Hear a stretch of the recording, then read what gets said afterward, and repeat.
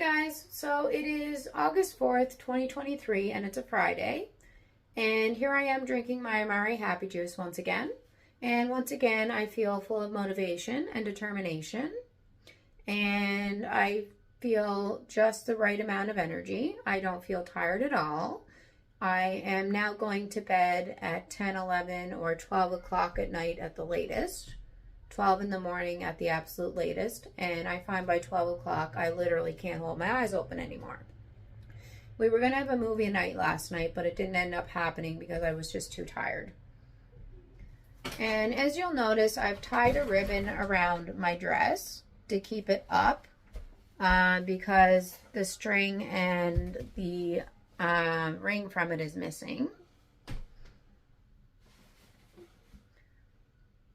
Sorry, my son is hugging me right now, and I'm just trying to finish this update. What's wrong, buddy? You can't see him on camera, but he is here. Anyway, so I'm going to have to end it here.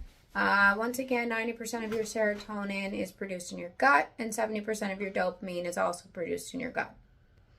So if you have anything going on with your serotonin or dopamine, I highly recommend Amare Happy Juice.